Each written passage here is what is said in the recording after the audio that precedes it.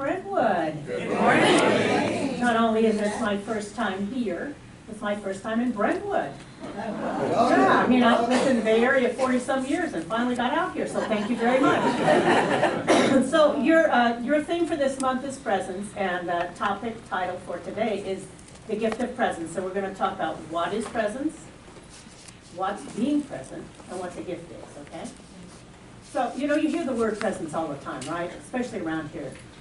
And, you know, I used to think, well, that's nice. It's a nice concept. I had no idea what it was.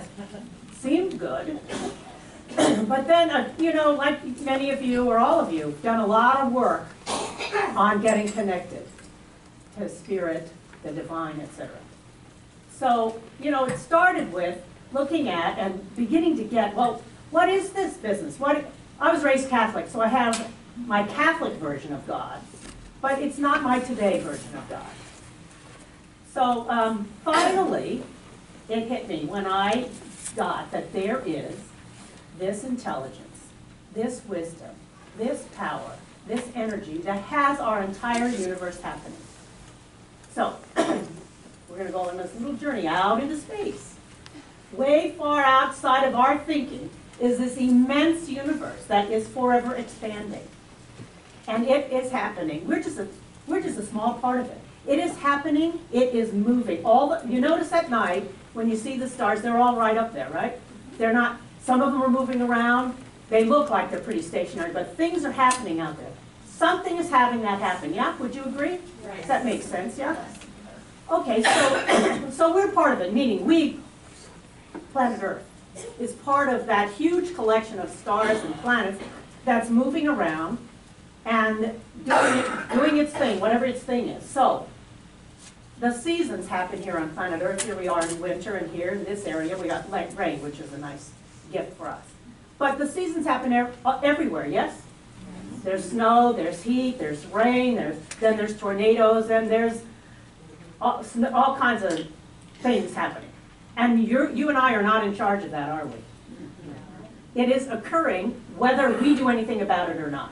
Whether we like it or not, it's happening. Some intelligence is having that happen. And it's not you or me as a human being. It's not our intelligence. So bring it a little closer to home. There's your body. Here's what's happening in your body. This is from a book by Dr. Joe Dispenza. It's called You Are the Placebo. It's a great book. So this says, this intelligence that we're talking about keeps your heart beating more than 101,000 times a day to pump more than 2 gallons of blood per minute, traveling more than 60,000 miles in each 24-hour period. Amazing. And as I finish reading this sentence, your body will have made 25 trillion cells. We can't even think trillion. It's just a word. And each of the 70 trillion cells that make up your body execute somewhere between 100,000 and 6 trillion functions per second. Imagine if we had to think and consciously cause ourselves to breathe. That's all we could do. We'd be lucky if we got that done. Imagine that. So there is some intelligence that's having all of that happen. So here we are breathing, not thinking anything of it. We can move our hands, we can move our legs, we can do all of this without any thinking. That intelligence is what I'm talking about when I say spirit. You can call it spirit, you can call it God, you can call it universal consciousness, whatever suits you. Call it Hank. Whatever suits you, you can call it. Excuse me, I'm just getting over a cold. So, now then, everything I'm telling you is not that I read it in a book. This is all based on my own personal experience. So, then there's, okay, fine. That's nice. Now, what is that? What's that? Okay, that's an intelligence, and it runs my body, and the world, and life. And what about it? Well, that's God. If that's God, then how do I get in sync with that? And what is that when I do? So with work, meditating, prayer, reading, etc., I have found that I can get there and get in sync and experience that. Experience that energy, experience that, and that's called presence. When you experience it, it's called presence. It's not just a word. It's an experience that you feel, you can feel in your body. It's beyond your thinking. This doesn't happen because you think presence, presence, presence, presence, presence. No, it's something that you work on so that you can have the experience of presence. And when you do, it's as if all of the circumstances, all the elements of life drift away. You are there, experiencing the beauty, the wonder, the peace, the unbelievable peace and profound nurturing that presence grants you. It is a beautiful, unique experience, and I'm sure you've heard of different poets like Hafiz and Rumi who've spoken about the beloved. When you are experiencing presence, you are there with the beloved, and who's the beloved? That essence, that intelligence, that spirit is the experience that you're having. And it is like you cannot fall in love with anything more grand, more beautiful, more nurturing, more profound than that experience of presence. So now how do you get there? I mean, that's nice to read about it. It's nice to talk about it. Eckhart Tolle is probably the most, I know you're doing work with his books. He probably does more work on this than anybody because he's all about being here now. So I'm going to say the pathway to presence, to the experience of presence, is being in the moment. So what is being in the moment? What is being present? That by itself is a piece of work, because it means being here right now and not in your head thinking. I'll give you an example for myself, one of many. We were living in Dallas, and we're moving, and it was really hot. And we're moving into a 2-story house, and I'm schlepping all this stuff upstairs. And I'm thinking to myself, oh my, it is so you can fill in that blank. It is so hot. I am so tired. I'm sweating like crazy. This is really awful. Oh my goodness. So I don't know why, but the next time I went to go upstairs, I thought to myself, I'm not going to listen to the chatter in my head. I'm just going to pay attention to the sensations in my body. So I went up the stairs, and I could feel my foot on the step. I could feel the perspiration. I could feel my muscles holding the box. I just was present to what was going on. I got up the stairs, and first off, it seemed like I got up the stairs twice as fast as the same number of steps. But I didn't have this anguish going on. You know, that complaining, that, this is awful, why me, all of that. That was totally gone. All there was the experience that I had in the moment. It was totally gone. It made, so then the rest of the day, I was working on being present. So the move went from this awful, hot, irritating, upsetting endeavor to no big deal. And I had more energy at the end of the day than I did when I started. It was amazing. And so since then, and I've read Eckhart Tolle's books, and I've done some work with him, and this whole business of being present right here, right now, is an incredibly important path. You can begin to do it through meditation, but it also, where it's really important is when we're in life. Being right there with somebody when they're talking. Being right here in the parking lot when you're in the parking lot. Having your meal when you're having your meal. Driving when you're driving.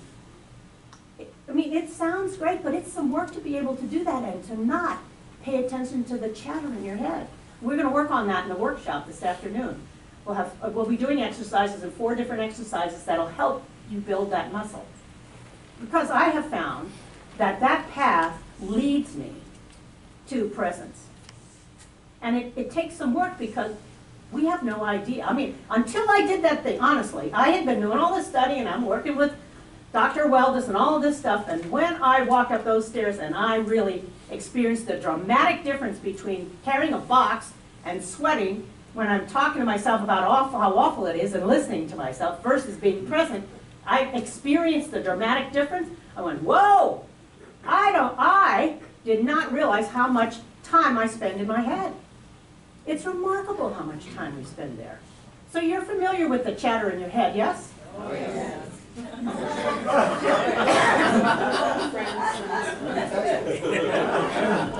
Honestly, if I could take that little chatter out, man, I'd be one happy person.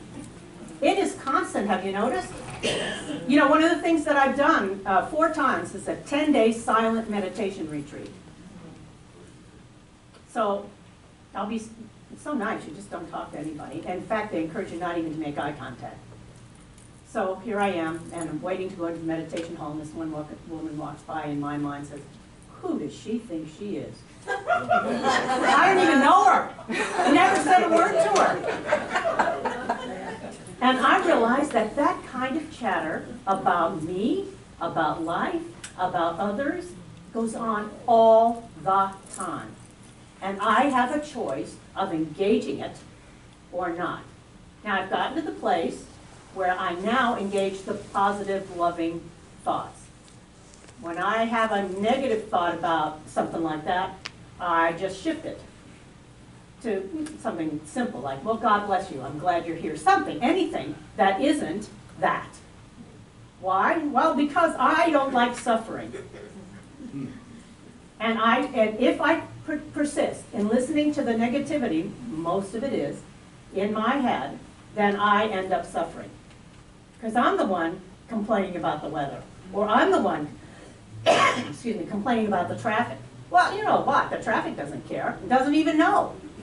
I'm sitting over here going, I'm the one who's got my intestines all tightened up and my shoulders up like this. And they're just driving down the road. So I'm the one causing that for myself. And I'm not being present. And the more I can be present, the more life is a joy. It is so simple. I actually have the experience of being in the world, but not of it. And that's available for all of us, because life is not what we think it is. Life is only here, happening in this moment right now. And when we're present to it, we can experience it. We can feel it. Yeah, I have my water here, thanks. Yeah, I don't go anywhere without it. So, presence is actually a joyous, profound experience of love, beauty. You know, we talk about it, you can actually experience it. And the path to it is being present in this moment, and this moment, and this moment. And all that concern about the past, and all that worry about the future, it really is very pointless. You're not in the future yet, you're only here. And the past is done. You can't do anything about it. So the gift is to stay here, follow that path of being present. So what's the gift of being present? This is the best part. The gift of presence is you. See, each of us is an expression of the divine. We're an individualized, unique expression of spirit, each one of us. And as you move along the path of being present and experience what we're talking about, presence, what you're experiencing is who you are. There is no greater gift that you could give yourself, or, by the way, anyone else, than to let yourself feel the wonder that you are. We have this immense intelligence has designed life and given us human form and bodies so that we actually can feel that. We can have the experience of it. We can feel it in every kind of way. Our words are so inadequate to describe the experience and the feeling of how glorious Spirit is. Therefore, how profound and glorious each one of us is. That's who we are. We are not our talents. We are not our names. We are not our bodies. We are not our circumstances. We are not any of that. We are here as vehicles to begin to allow that presence to flow, to feel it, to experience it, and let it flow into life. And all of you know that. That's why you're participating here. This is the gift that we are to ourselves and the gift that we are to others. Nothing more wonderful. There's nothing more profound. There are not words in our language, in our vocabulary, or anybody's language, to express how glorious that is. And how you get there is by being present in this moment. And if, like for instance, you don't understand what not making sense to you in this moment, it sounds good, but isn't quite making sense, let go of that. See if you can just be here. Maybe close your eyes. Maybe pay attention to your body. See what's going on there. Maybe just be here in this room. Don't worry about what I'm saying. You don't have to believe it. All there is to do, actually, is to try it. So if it doesn't fit for you, you try it when you try it. But all there is to do is be here right in this moment. Oh, now this moment. Now this moment. Now this moment.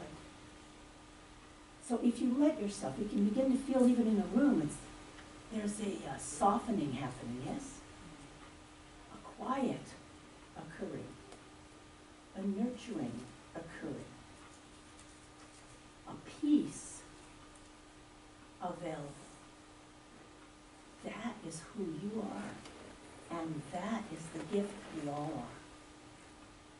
So I offer that to you as a thank you for today.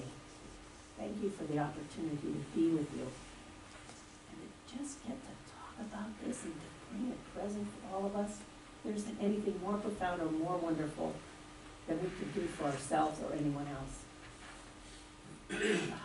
So let us close with a prayer. Oh, with a grateful heart, Divine Spirit, I thank you. I thank you, we thank you for the wonder of this gift. Thank you for guiding each of us to be here in this moment, to know and experience the wonder of you, and therefore the wonder of me, and the wonder of us. We are blessed. We are so grateful. Our lives have been so blessed to bring us to this moment.